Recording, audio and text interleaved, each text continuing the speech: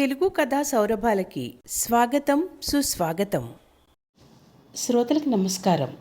ఈరోజు చదవబోయే కథ పేరు కోసం తపన. రచన పట్టణం వి శారద.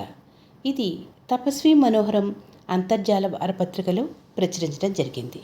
ఇక విందామా? సత్యవతి, వస్తావా అన్న పిలుపు వినబడి ఉలిక్కిపడింది ఆ 80 ఏళ్ల వృద్ధురాలు. ఎవరిని పిలుస్తున్నారు? ఎక్కడో విన్నట్టుగా ఉంది ఆ పేరు అనుకుంది. నిన్నే, నీ పేరే అది. నీ పేరు మర్చిపోయావు కదూ అన్న పిలుపు మళ్ళీ వినిపించింది. నా పేరు సత్యవత, నన్ను ఎవరు పిలుస్తున్నారు అంది ఆ వృద్ధురాలు మళ్ళీ. నీ ఆయుష్ తీరింది, నీకు అవసాన కాలం సమీపిస్తోంది, అందుకే నీకు పిలుపు వచ్చింది.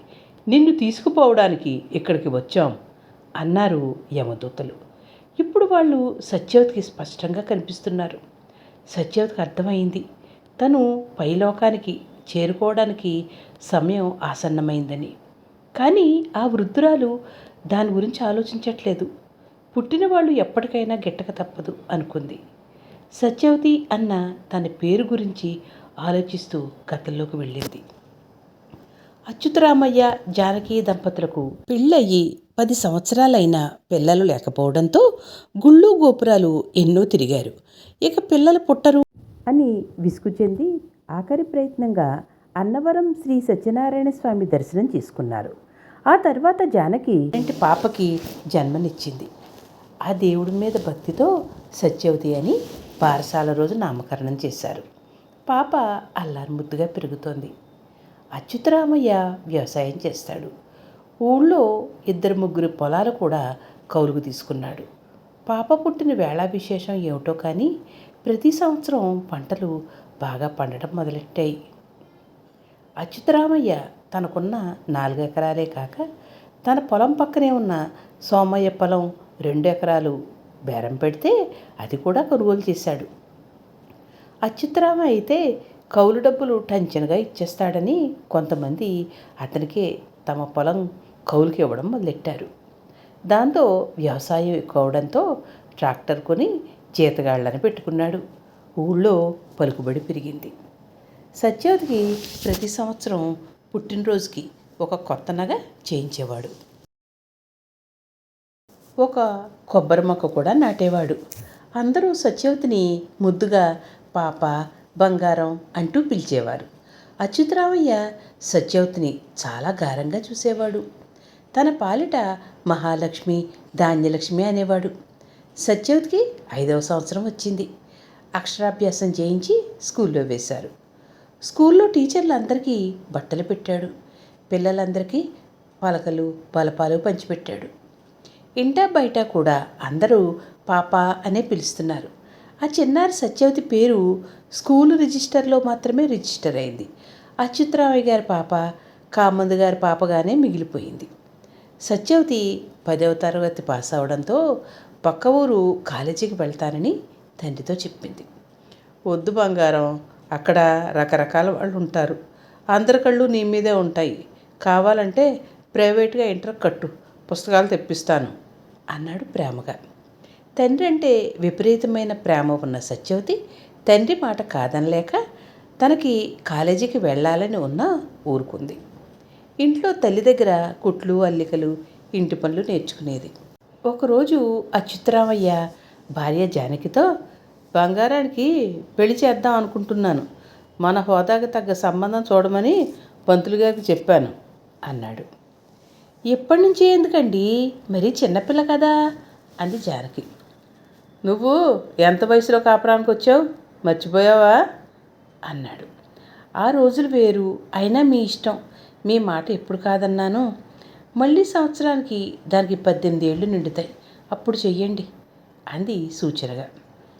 అవునులే, ఇప్పుడు మొదలెడితేనే అప్పటికన్నీ కుదురుతాయి, మనం చూసినంత మాత్రాన అన్నీ అయిపోవుగా అన్నాడు అచ్యుతరామయ్య.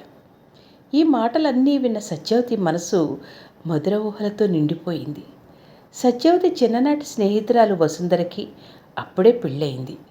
అత్తారింటి నుంచి వచ్చి సత్యవతితో తన భర్త చేసిన చిలిపి పనులు, ముద్దు ముచ్చట్లు తనని వసువు అని పిలుస్తాడని చెప్పి ఎంతో మురిసిపోయింది.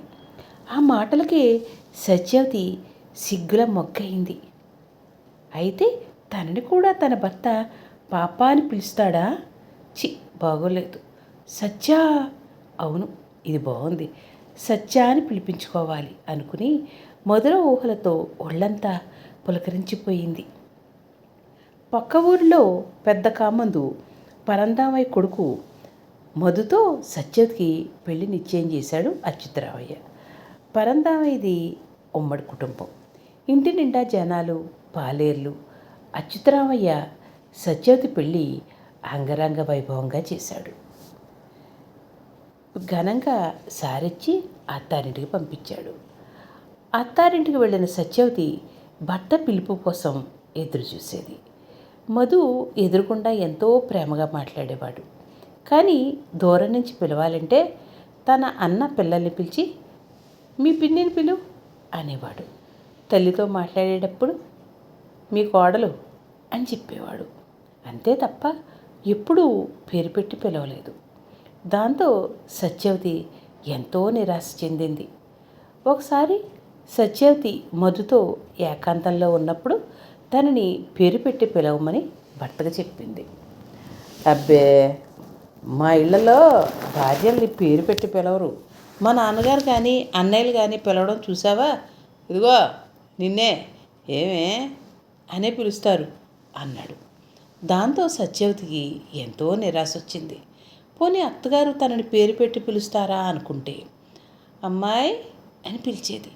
తోటికోడళ్ళు చెల్లి అని పిలిచేవారు. అలా సత్యవతి పేరు మరుగున పడిపోయింది. కాలక్రమంలో ఇద్దరు పిల్లలకు తెల్లయ్యి వాళ్ళకి పెళ్ళిళ్ళు చేసి అత్తగారు అనిపించుకుంది. వాళ్ళకి పిల్లలు పుట్టి అమ్మమ్మ నాన్నమ్మ అనిపించుకుంది తప్ప సత్యవతి అని నోరారా పిలిచిన వాళ్ళే లేరు. దాంతో తన పేరు మర్చిపోయింది. ఇప్పటికీ తనను పేరు పెట్టి పిలవడంతో ఆ జ్ఞాపకాలన్నీ గుర్తుకొచ్చాయి. సత్యవతి ప్రాణం విడిచింది, కానీ ఆత్మ అక్కడే తచ్చాడుతోంది. సత్యవతి పార్థివ శరీరం చుట్టూ చేరి అందరూ గొల్లు అన్నారు. అంతిమ సంస్కారానికి ఏర్పాట్లు మొదలయ్యాయి. అందరి కళ్ళు సముద్రధారలయ్యాయి. చుట్టుపక్కల వాళ్ళు అందరూ వచ్చి పెద్దమ్మ ఎంతో మంచిది, అప్పుడే వెళ్ళిపోయింది అని అన్నారు. కానీ ఎవరూ పేరు పెట్టి పిలవట్లేదు. అయ్యో, అందరికీ నా మీద ఎంత ప్రేమ అనుకుంటూ సత్యవతి ఆత్మ మౌనంగా రోధిస్తోంది. ఇంతలో పంతులు గారు వచ్చారు. కొడుకు స్నానం చేసి వచ్చి సత్యవతి శరీరానికి స్నానం చేయించాడు. పంతులు గారు మంత్రాలు చదువుతున్నారు. సత్యవతప్ప వసురూపేణ అని సత్యవతిని వసురూపంలోనూ, వాళ్ళ అత్తగారిని రుద్ర రూపంలోనూ, ఆ పై అత్తగారిని ఆదిత్య రూపంలోనూ తెలుస్తూ మంత్రాలు చదువుతున్నారు. అప్పుడు సత్యవతి ఆత్మ సంతోషంతో పకపకా నవ్వింది. ఆ చర్యకి యమదూతలు బిత్తరపోయారు. ఈ నవ్వుకి కారణం ఏంటో తెలుసా? నాకు పుట్టినప్పుడు పెట్టిన పేరు, ఇంతవరకు ఎవరూ తలవని పేరు నేను పోయిన తర్వాత ఇప్పుడు వింటున్నాను. నా ఆత్మకి శాంతి కలిగింది. రండి, ఇప్పుడు మీతో సంతోషంగా వస్తాను అంది తన పేరు కోసం తప్పించిపోయిన సత్యవతి. ఈ కథ ఇంతటితో సమాప్తం. ఈ కథ మీకు నచ్చినట్లయితే like, share, subscribe to our channel Telugu కథా సౌరభాలు.